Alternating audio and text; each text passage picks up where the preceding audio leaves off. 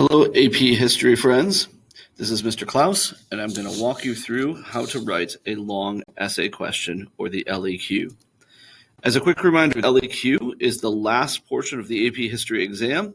It is at the end of a long writing session, so you know you'll probably be sort of mentally and physically tired by now, but so will every other person taking this test, so no self-pity.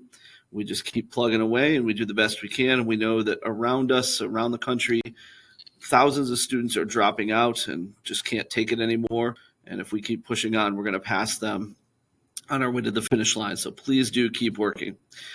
Also, as a quick reminder, the long essay question, it's worth 15% of your AP exam score.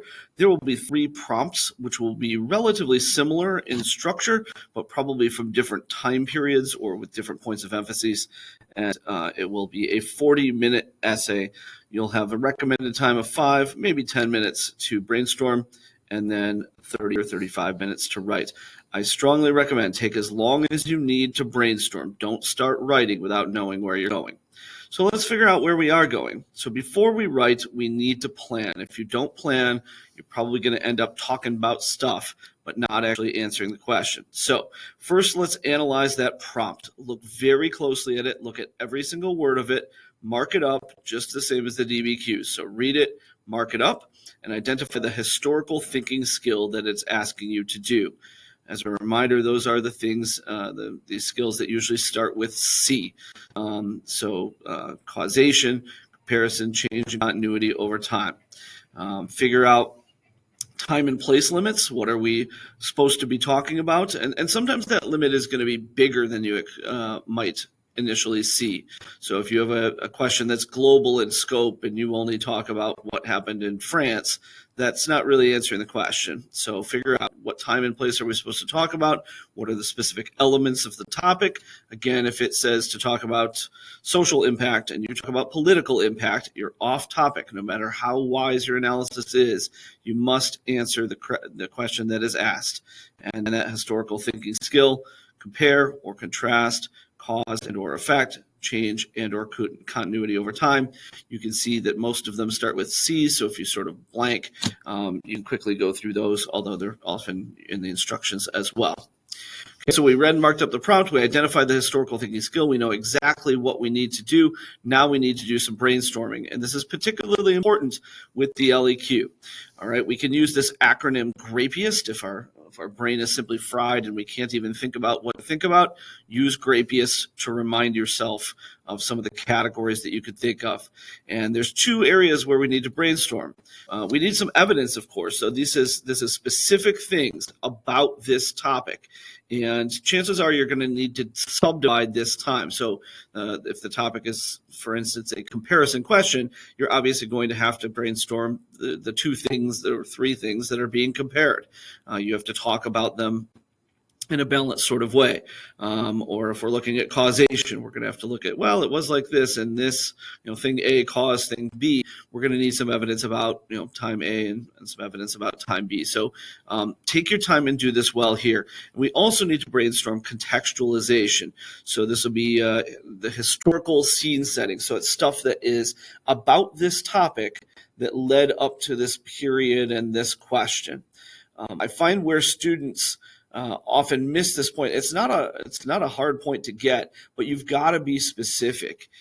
You've got to have some actual facts and details. If you just talk about, well, things were changing and there were new ideas and stuff like that, that's vague. It looks like you're guessing, and you are guessing, and you will not earn that point. So take your time and brainstorm, be specific.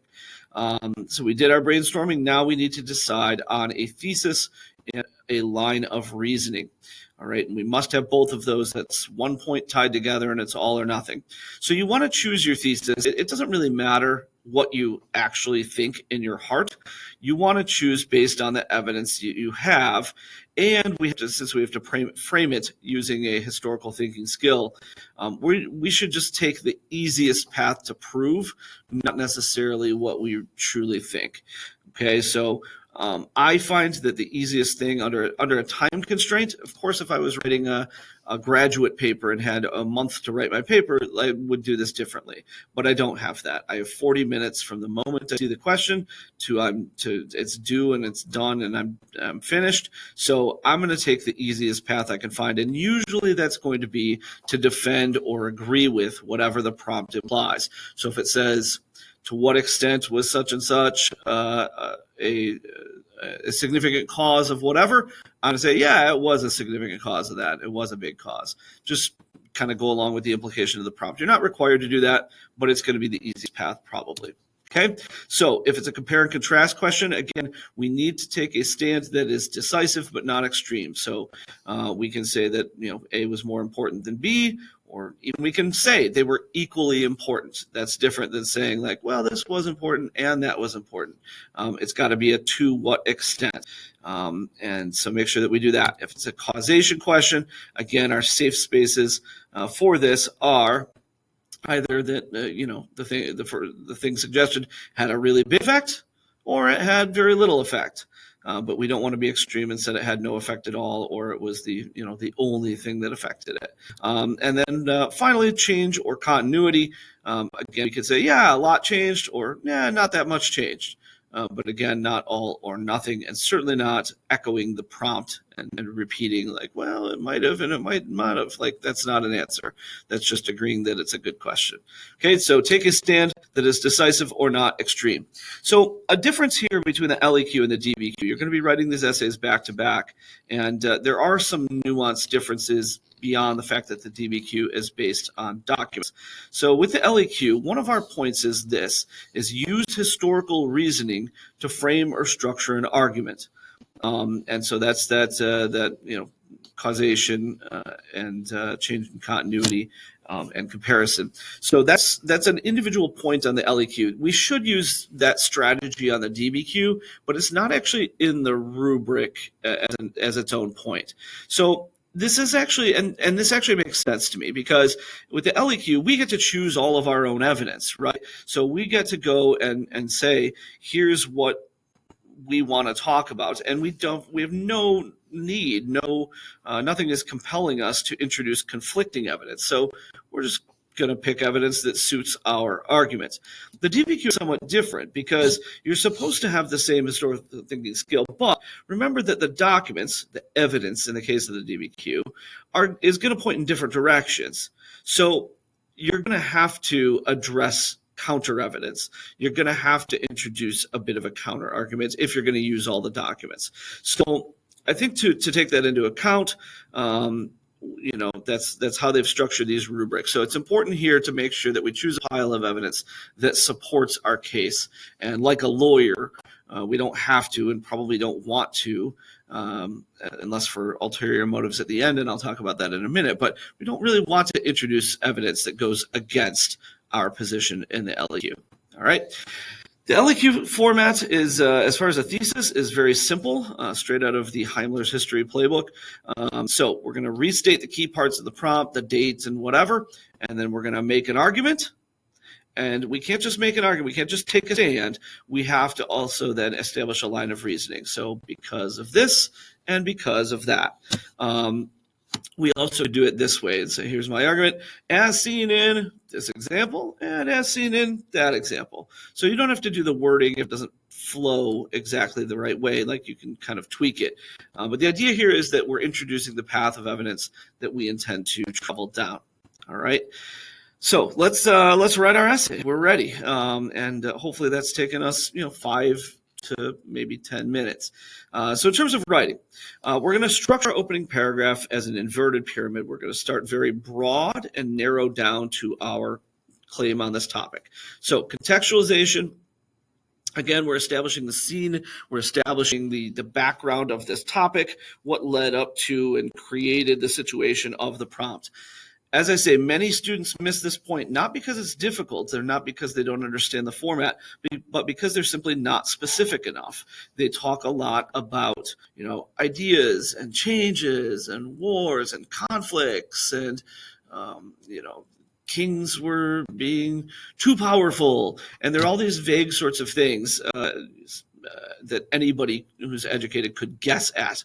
We need details. You have to show that you know your history. So for each of those, like a big phrase that I would recommend using a lot is the phrase, for example. If you say, for example, you're forcing yourself to then introduce specific evidence. So anyway, be specific. That should be 3 or 4 maybe sentences in the contextualization, narrowing down to this particular moment, this particular topic, this particular prompt.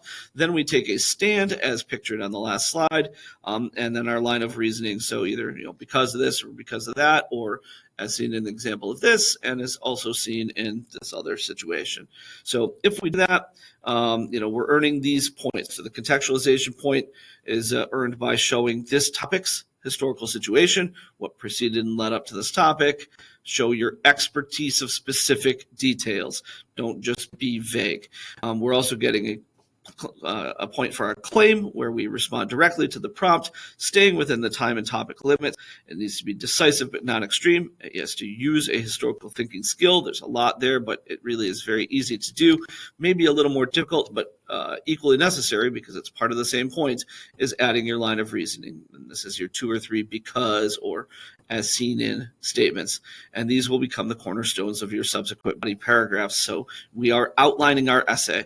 And to me, the line of reasoning is like the linchpin of the whole essay, at least the process of writing the essay. If we right now have not just a good claim, but a solid line of reasoning that's clear and we know where we're going, the rest of the essay more or less kind of writes itself. We know exactly where we're going, and we've created a perfect roadmap for ourselves. If we don't have a good line of reasoning, now it's time to talk about evidence, and we're not real sure where we're heading. So it's like, it's like being behind the wheel of the car and gunning the gas, but you don't know where you're going, or you don't know the way to your destination. So make sure that you kind of get this right. And then again, throughout the whole essay, including in this paragraph, we need to frame our argument using that type of historical reasoning, comparison, causation, or change or continuity over time. Okay, so we got that. We are working in our historical thinking skill into our thesis. Our line of reasoning is going to become the topic sentences of our body paragraphs. We are done. We're ready. We're done with this paragraph, and we're ready to simply use our evidence to support what we've already asserted. Cool. And we also already have 2 of our 6 points. So there's a point for contextualization and a point for a claim with a line of reasoning. Now it's time to write our body paragraphs. We've got to use all that evidence. And again, if you've just got, if you don't do brainstorming, I think now you're in deep trouble. You're probably going to introduce some evidence. It's going to be scattered. It might be relevant, but you're not really going to know what to do with it. So you're not going to get that reasoning point, and you're not going to be able to continue framing your arguments around your historical thinking skills. So make sure you got your brainstorming, but if you do, we're ready to rock. So opening paragraph, we're already done. Body paragraph 1, we are going to take our line of reasoning, our first element of the line of reasoning there, and use it as our topic sentence. And then we're going to explain a bunch of evidence. So this is not, we can't just name drop. We can't just drop names or mention terms, but explain the evidence in detail, and then we're going to interpret it and say, okay, what does this evidence prove? So you're almost, I love to picture myself when I write this sort of thing as a lawyer, who's got a client that I'm defending or prosecuting, here's a bunch of evidence, and here's exactly what I want the jury to conclude with the evidence that I have. Okay. As previously mentioned, we're going to keep building in that historical thinking skill. It's already baked into our thesis or claim, but it's also going to be like our topic sentence. We probably want to use this. Like, one big thing that changed over time in this period was whatever, or, one big cause of this was whatever. So use that historical thinking skill, and then come back to it. Make sure you cycle back at the end of the paragraph when you're interpreting the evidence. Don't just prove something with the evidence. Prove your claim. Prove, comparison or causation or change or continuity. That's something that should kind of bookend all of your body paragraphs. And so you kind of do that here. Here are the points we're earning. So we must provide specific examples of evidence, showing detailed knowledge, and doing this more than once. Like, one piece of evidence is not enough in a body paragraph. Like, try to introduce a couple of things. As mentioned earlier, a pro tip, so to speak, is to use the phrase, for example. The phrase "for example" means you're about to give some specific, detailed historical knowledge, and that's exactly what you want to be doing. Remember, it's got to be specific, not general, and we need more than one of them, so make sure that we do that. Also, then, we're going to use that evidence. So the second evidentiary point is not just talking about evidence or introducing and explaining it, but then what does it prove? What is it you want to that this evidence adds up to? So use it to support an argument, the argument that you made in your claim and in your topic sentence of this paragraph. Again, a pro tip there, frequently using the phrase "this proves" or "this shows" or "this demonstrates." Like, if you use that, you're going to force yourself to explain and analyze your evidence. Okay, and just as a reminder, we're still doing this. Every paragraph, everything we do is framed or structured by these historical thinking skills. So we do that with body paragraph 1. You can kind of see that outline there, and then do it again with your second line of reasoning. So the second body paragraph structurally will be exactly like our first body paragraph. And if we've done this well so far, we're at a 5 out of 6. So we got our opening paragraph. Again, and just to kind of, for my visual people, this is a good way to think of the structure. And we're framing or structuring our essay around this in the claim, in every topic sentence, in all of our interpretation. Make sure you keep coming back. Even just use those words. Use the words, compared to, or this caused, or this was a big change, or this was, nothing here really was changing. This is a continuity. Again, body paragraph 2 is exactly the same as body paragraph 1. And the question is, if we're there, now what? Well, we are already, as I said, in good shape. Like, if that's all we get to, like if you're a slower writer and you have, your contextualization, your thesis and line of reasoning in your first paragraph, and then you use a couple of pieces of evidence and you interpret those pieces of evidence to prove something, and throughout it you are using that historical reasoning, you're at 5 out of 6, and that's a very good score. There's absolutely nothing wrong with a 5 out of 6 on this essay. But, and I would really recommend locking that down. A lot of times when I see people shooting for that 6th point, it's frustrating because they haven't earned several of the points above. So until you're really good at those 5, I would just shoot for those 5 and don't worry about anything else. But let's say that we've got a little bit of time, and we want to, what else are we going to do? What's next? Well, one option, again, if we're not real sure on our proficiency so far, we can reread the prompt and just sort of carefully proofread the essay and make sure that we got those points. Did we really answer the question? Did you answer every element of the question? Do you have, are you just name dropping evidence, or did you explain your evidence? Is that historical thinking skill appearing over and over, throughout the essay, that sort of thing? Okay. Option number 2 is you could write a conclusion paragraph. There is nothing in the rubric that says you need a conclusion paragraph, but if you have one, this may be good insurance for the opening paragraph. And I find often when we start writing, like, we get a topic, brainstorm for 5 minutes, and now we're writing, maybe it's not fully clear in our head yet exactly where we're going, or exactly like the nuances of our claim. So we write an opening paragraph, but it's kind of iffy. And then over the course of the next half hour, as we're using the evidence, as we're thinking about it, as we're letting it simmer, our thinking about the topic becomes much more clear even to ourselves. And so our conclusion paragraph, I would not even look at the opening paragraph. If you just copy the opening paragraph, this is worth nothing, because there are no points here that you haven't tried to earn already. But the potential benefit is if your thing clarified during the process of writing, you have another chance to earn the points if your first try was inadequate. And since this has to be in the intro or the conclusion, we're going to write a conclusion, a separate paragraph, indented and all that. So I would not even look at the first one. I would just kind of say, hey, because of such and such and such and such. That's your line of reasoning. And then this is true, taking whatever your claim is. You also can earn contextualization point, not just for things that lead up to this topic, but things that follow. So if you know kind of what happens next in this story after the time period of the question, you actually can get a point for that here. A third option. So that this is how that would look. is a second body paragraph and then a concluding paragraph. But again, if you're pretty sure your opening paragraph is, does what it's supposed to do, don't bother with this. It's repetitive. Okay. Our fourth body paragraph could come. So let's say we have time and or you're really shooting for a 5 on this test. You want every point that's available. And so the sixth point is about complexity. There are many ways to earn this point. So let me mention a few of them.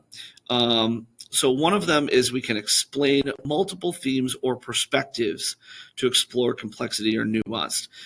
Basically, this is the idea of introducing a counter argument and talking about it for a little bit. This is a really easy thing to do on DBQs because we already have some of our evidence that's going to point in the opposite direction of what we decided. So I actually would do this, recommend it strongly on a DBQ and make it part of the whole essay. But the LEQ, we got less time, and we also would then have to invent problematic evidence ourselves. Like we'd have to brainstorm our own evidence. So this can be done. And if we decide to do this, what we're shooting for is basically introducing and then talking about a counter argument. So, that would go like this, that we'd have a third body paragraph. We'd say, hey, some people might see that it's, that's, for instance, this wasn't a major cause of whatever, or that there wasn't much change in this period. Whatever the opposite of your claim is, you'd introduce some evidence to support that potential position and interpret it, kind of talking about here's what what someone else might argue. I would always end that paragraph then, though, with kind of cycling back to why you still think your way of seeing things is the best way of seeing things. So that's one option.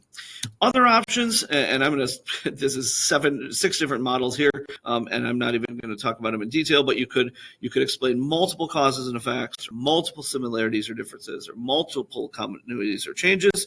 You could do both causes and effects, or both similarities and differences, both continuities and changes. I don't love these options. And honestly, sometimes you'll accidentally do this anyway, but I don't think it's a strategy that's easy to implement under a time constraint in the heat of the battle. So I'm going to go to my favorite of the options here. So this is explaining relevant and insightful connections within and across periods or geographical areas. Okay, so here's what it comes to. And why I like it is we don't really have to plan for it. We can look at our watch and say, oh, wow, okay, cool. I've got 10 minutes left. I have time to do this. Or we can look at our watch and say, we didn't waste time prepping for it, but it's easy to do. So here's basically how these work. So if we're looking for relevant and insightful connections across periods, what they're saying is you can identify a similar historical situation to this one from a different time period than this one. And that should be relatively simple to do. Think about your history. Do you know any other situation that was sort of similar that didn't even have to happen at this time? Just any historical similarity, even right now. And if you write a new paragraph and you say, hey, what happened here? The things I've been observing are very similar to what happened in such and such a place at such and such a time. And then again, we got to give some evidence. You can't just have a good idea that you leave it to them to think through. Talk about a couple of the similarities, support your claim, and that's worth a point. So that connections across periods. You can also do this with connections across geographic areas. So if there's a similar situation in another part of the world at this time that goes sort of similarly, again, just say, hey, this is what's happening here in Europe was really like what was happening in sub-Saharan Africa, at this time, then give some details about what was going on there. And again, kind of explain connection and support your claim and that sort of thing. So to me, those are the best paths to this sixth point, assuming you have time to go for it. So either finding a similar situation from a different time period or finding a similar situation from a different place and then doing that. And if we do that complex historical reasoning, and again, there are probably more than a dozen different paths to it. But if you do even one of them, that's worth a point. That is a 6 out of 6, and that is an absolutely outstanding essay. Okay, so I hope this walkthrough helps. If you have any questions about it, you can let me know, and I'd be glad to try to clarify. Good luck, and good luck preparing for your AP exams.